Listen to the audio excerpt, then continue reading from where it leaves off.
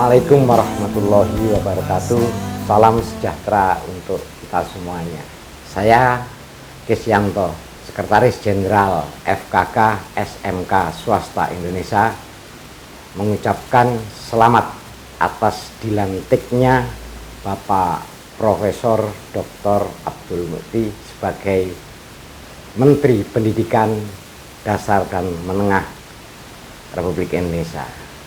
Semoga membawa kebaikan untuk pendidikan di negara kita tercinta ini.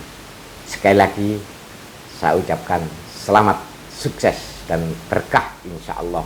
Teman-teman semuanya, para kepala sekolah, guru, dan insan pendidikan terkhusus ya, bukan apa-apa ya, terkhusus untuk pendidikan swasta dari setiap jenis dan jenjang pendidikan dasar dan menengah. Kata banyak orang, menteri baru, harapan baru. Menteri baru, harapan baru. Karena memang kita sudah lama merindukan adanya seorang menteri di pendidikan ini yang memang benar-benar memahami, benar-benar tahu dunia pendidikan.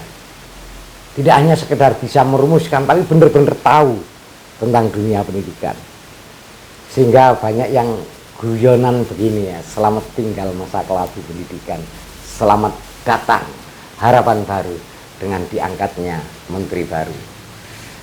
Teman-teman semuanya, kenapa saya katakan ada secercah harapan dengan diangkatnya Prof. Abdul Mukti ini sebagai Menteri Pendidikan kita?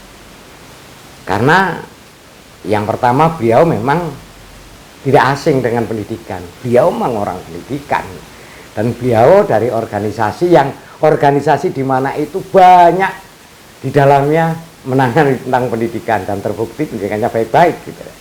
Sehingga saya pribadi khususnya dan mungkin teman-teman yang lain meyakini bahwa beliau benar-benar memahami tentang pendidikan dan berbagai macam persoalan yang ada di dalamnya. Untuk itu, pada kesempatan yang baik ini pula juga kami ucapkan terima kasih yang sebesar-besarnya kepada Pak Prabowo Presiden yang telah memilih dengan tepat menurut saya Menteri Pendidikan Dasar dan Menengah kita. Dan ini yang saya katakan harapan baru, yang saya katakan harapan masa depan pendidikan ini akan insya Allah lebih cerah, lebih baik lagi, karena apa yang disampaikan oleh Pak Presiden Prabowo bahwa beliau akan memberikan perhatian yang khusus kepada dunia pendidikan. Menurut Prabowo, masalah pendidikan menjadi syarat utama. Prabowo juga kembali menekankan jangan bangga menjadi negara G20 jika rakyat masih banyak miskin dan menderita kelaparan. Karena memang siapapun kita meyakini bahwa pendidikan inilah, kalau kita ingin negara ini terus jaya, terus lebih maju, ya memang pilarnya memang dari pendidikan ini. Sehingga saya mendengarkan apa yang disampaikan oleh Pak Presiden, sangat senang gitu ya, bahwa ke depan insya Allah pendidikan kita akan mendapatkan fokus perhatian yang lebih dari tahun-tahun sebelumnya. Perhatian khusus dari Bapak Presiden ini ya kita semua harus menyambut dalam konteks kita semuanya harus ikut bersama-sama mensukseskan, mencerdaskan kehidupan bangsa ini dengan tugas dan tanggung jawab kita masing-masing sebagai kepala sekolah, sebagai guru, mungkin yayasan dan lain sebagainya, harus menyambut ini semuanya untuk kebaikan Indonesia, untuk mewujudkan cita-cita luhur perjuangan pendiri bangsa ini, untuk mewujudkan amanah undang-undang, yaitu mencerdaskan kehidupan bangsa sebagai tujuan diproklamirkannya kemerdekaan kita, dan memberikan pendidikan yang layak bagi seluruh warga negara sesuai dengan undang-undang dasar yang kita miliki. Yang kedua, kenapa ada secercah harapan. Bapak Menteri kita yang baru telah menyampaikan membuka peluang yang sebesar-besarnya kepada masyarakat pendidikan khususnya, baik secara pribadi maupun melalui organisasi atau masyarakat umum, untuk memberikan masukan-masukan, memberikan usulan-usulan, bahkan mungkin memberikan kritikan-kritikan dari yang sudah terjadi ini untuk kebaikan ke depan. Dan juga tentu saja masukan-masukan dari masyarakat yang bergerak dalam bidang pendidikan, bahkan juga masukan dari masyarakat yang tidak memiliki struktur sekalipun, masyarakat sebagai penerima jasa layanan pendidikan. Pada kesempatan ini sekali lagi saya atas nama Sekretaris Jenderal Forum Komunikasi Kepala Sekolah SMK Swasta Indonesia dan atau mungkin mewakili seluruh jenis dan jenjang pendidikan swasta yang ada di Indonesia ini menyampaikan beberapa hal yang mungkin bisa dijadikan masukan untuk Pak Menteri yang baru. Meskipun sebetulnya usulan-usulan ini sudah sering kami sampaikan kepada yang berwenang, namun sampai saat ini beberapa hal, banyak hal yang mungkin belum mendapat respon yang positif. Bahkan mungkin ada kesan seperti dibiarkan begitu saja. Oleh karenanya ada harapan baru ini.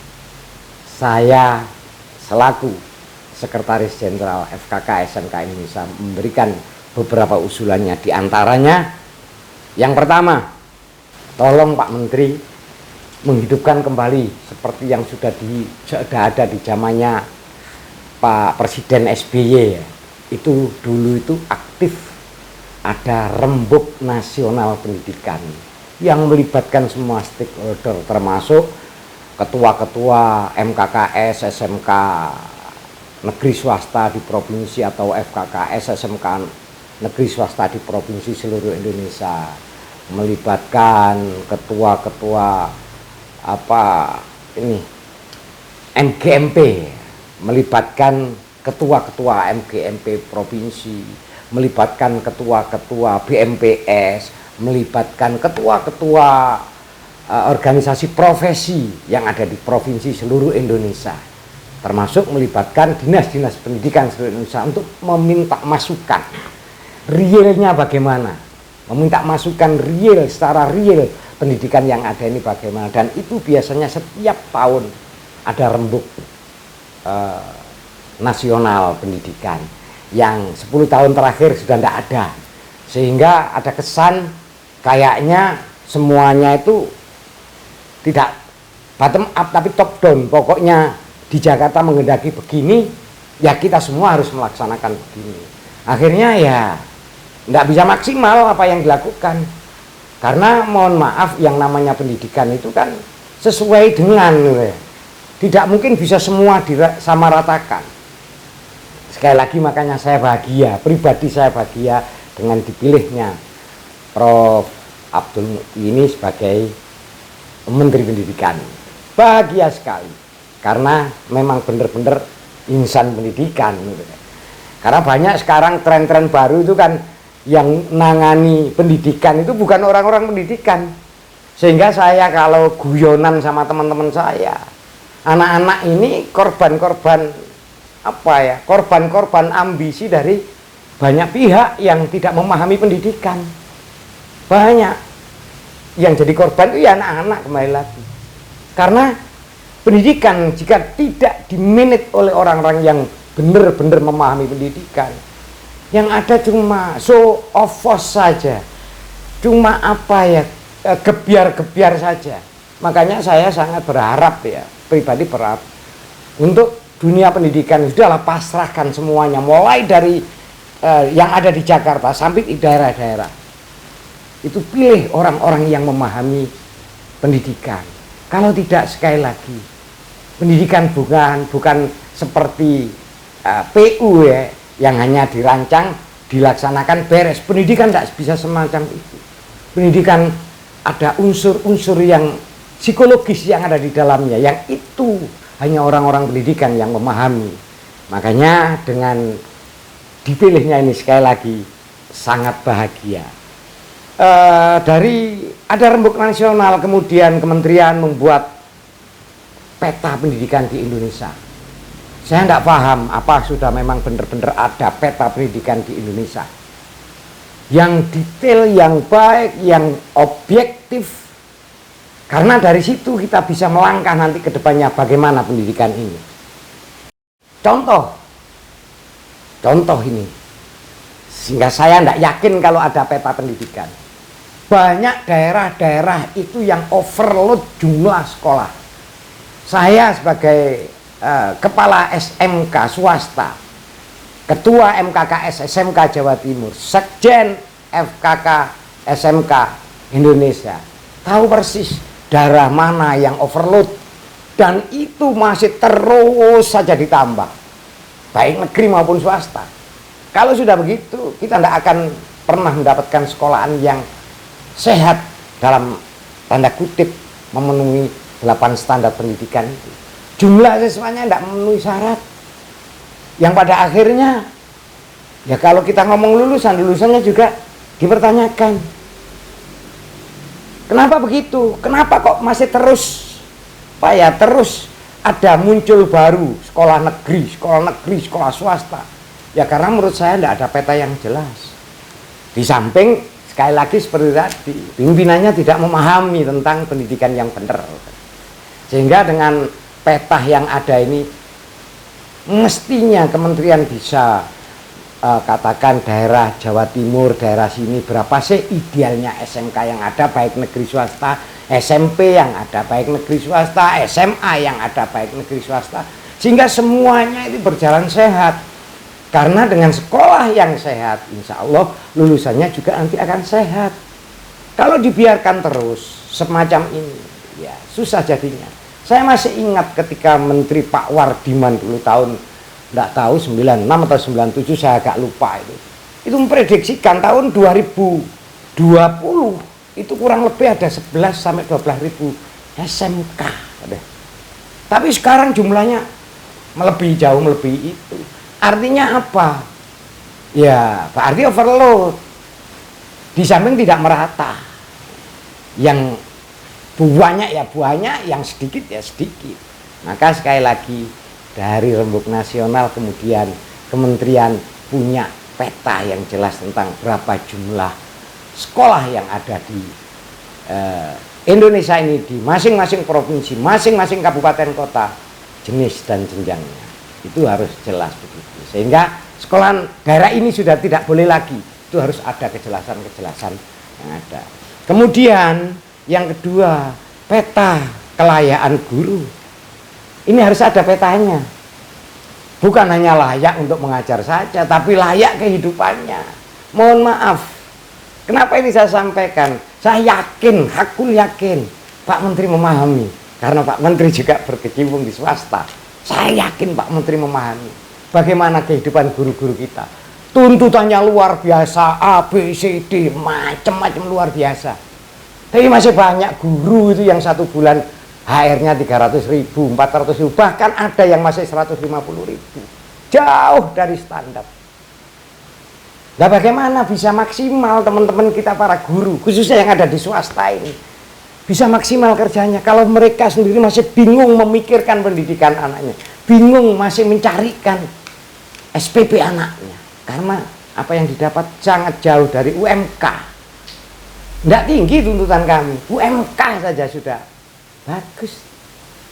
Nah kalau enggak, itu katanya kita berpihak pada pendidikan. Jangan teman-teman kami yang di swasta ini hanya dihibur dengan terpujilah wahai engkau ibu bapak guru. Jangan hanya itu saja.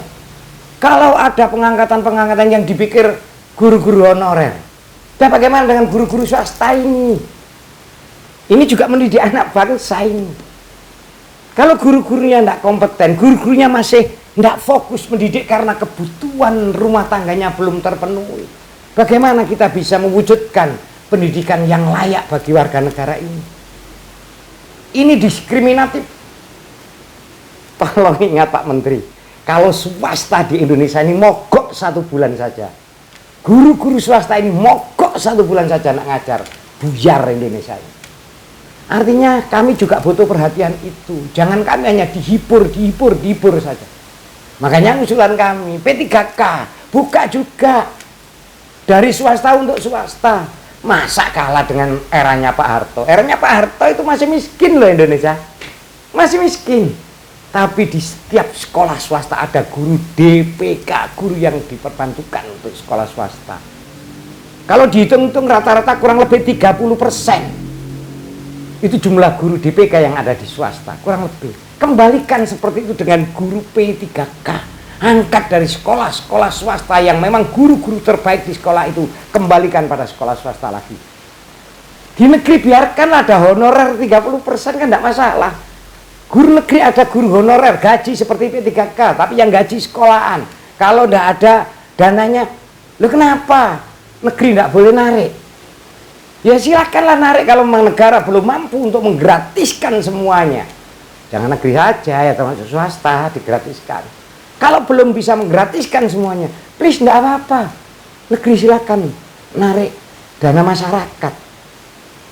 Dana masyarakat itu tidak hanya swasta saja, negeri pun juga sama diperbolehkan. Karena 30% gurunya mungkin guru honor, guru yang digaji oleh sekolah tersebut. Dengan status hampir sama seperti P3K, tapi ini P3K sekolah. Kan enak. Kita mengatakan negeri gratis tapi belum bisa memenuhi semuanya. Kasihan teman-teman kepala sekolah negeri juga. Makanya ya kita kan kepingin semua dalam kesetaraan, meskipun tidak sama tapi dalam kesetaraan. Kita masyarakat ini tidak ada masyarakat swasta, tidak ada masyarakat negeri. Bayari pajak ya sama saja. Tapi kenapa ketika anak-anak kita yang tidak tertampung di negeri, kemudian di swasta bebannya lebih berat? Ini tidak adil. Kemudian dengan alasan begitu bangun sekolah lagi, remek lagi swasta. Sekali lagi ingat, negara itu sebelum punya kemampuan finansial, swasta didorong.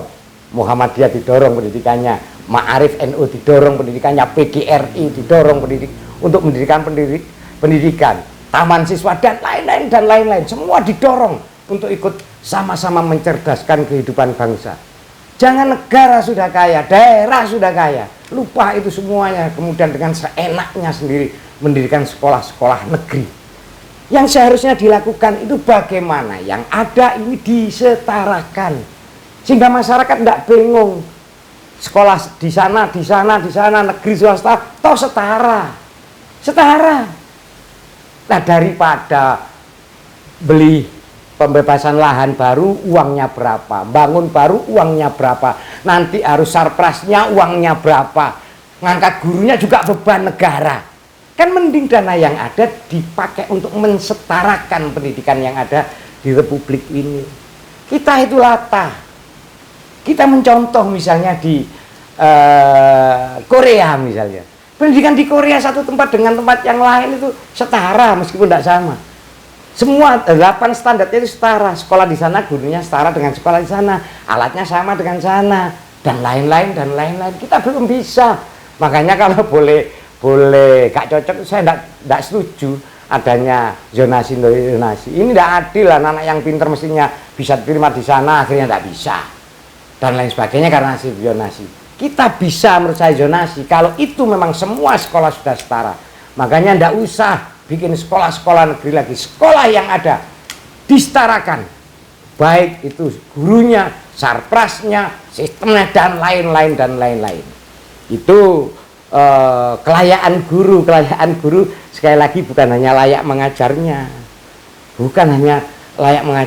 layak pendapatannya, layak perlakuannya juga layak gitu. Saya ini yang kesana kemari, saya itu belusuan Pak Menteri untuk urusan SMK swasta. Nangis kalau boleh nangis, tapi kan tidak pantas lana nangis. Ya dengan bersuara semacam ini saya sampaikan. Ini sehingga sekali lagi tolong Pak Menteri, keberpihakan itu pada masyarakat, pada warga negara, sehingga warga negara itu berhak mendapatkan pendidikan yang layak. Makanya di antara layak itu guru-guru kami, guru-guru swasta. Itu mohon diperhatikan benar-benar. Dari situ sebetulnya kalau mau, ya usulan kami yang pertama, percepat sertifikasi guru swasta. Atau dengan kata lain, percepat guru swasta dapat tunjangan profesi guru. Percepat. Ya mungkin kasih batas waktu guru kalau sudah 5 tahun, nah langsung sertifikasi.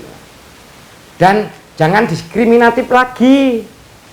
Kalau guru negeri atau guru P3K yang di negeri, begitu dapat tunjangan profesi guru, tunjangan profesi guru ya, itu mereka langsung terimpasing sesuai dengan masa kerjanya.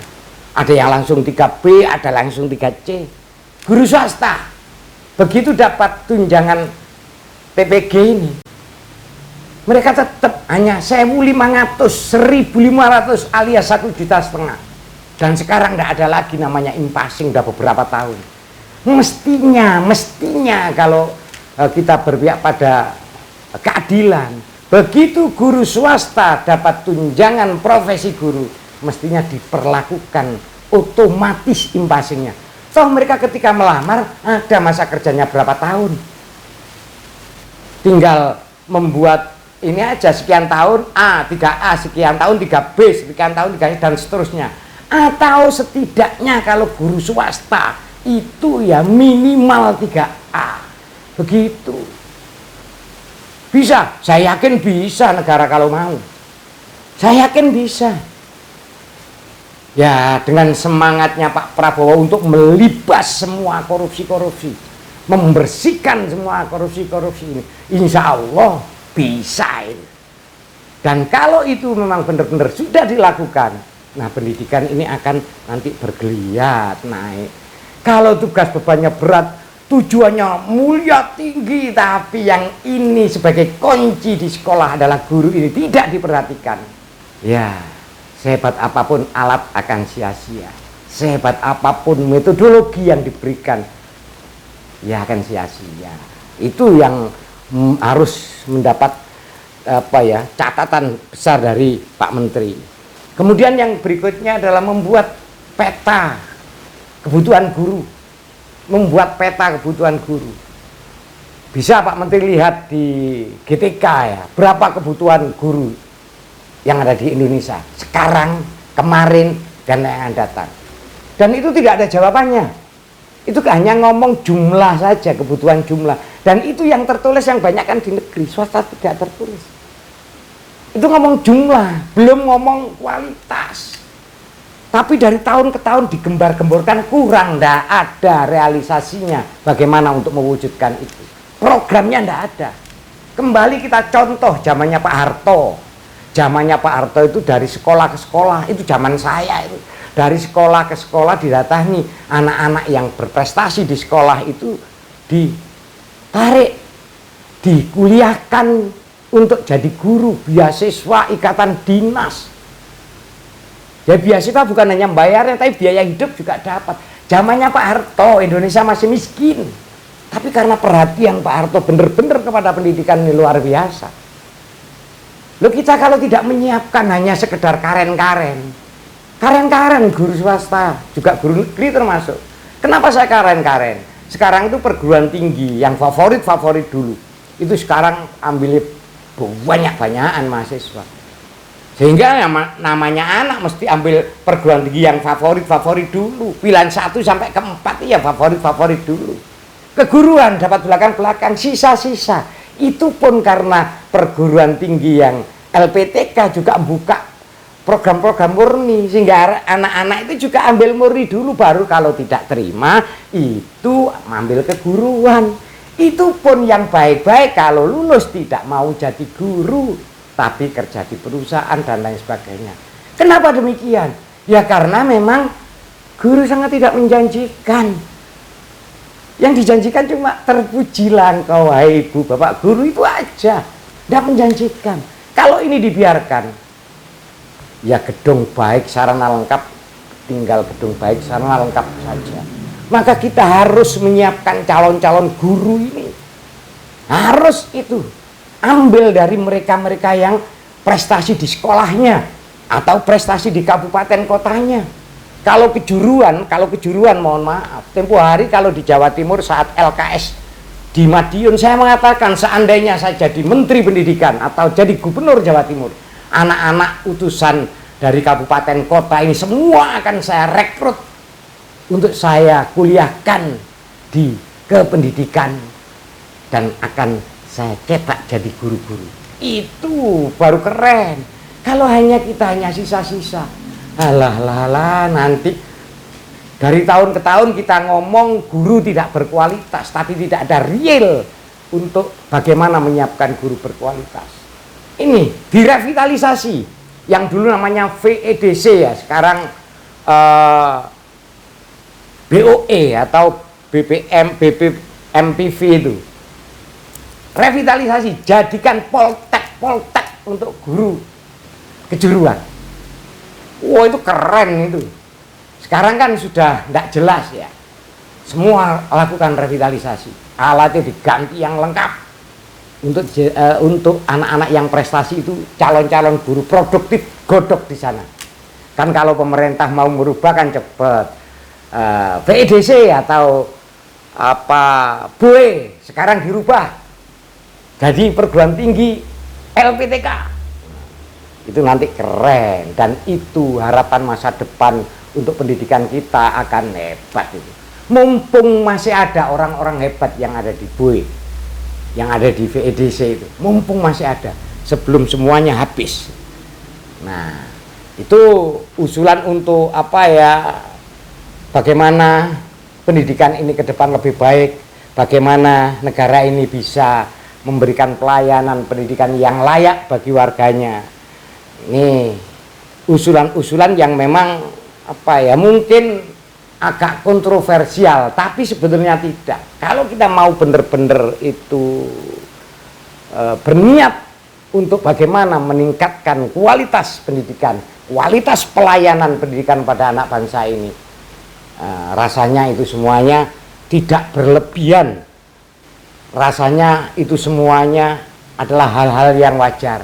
Jika Pak Harto saja di tahun itu sudah mampu, tanda tanya besar, kenapa sekarang Indonesia tidak mampu?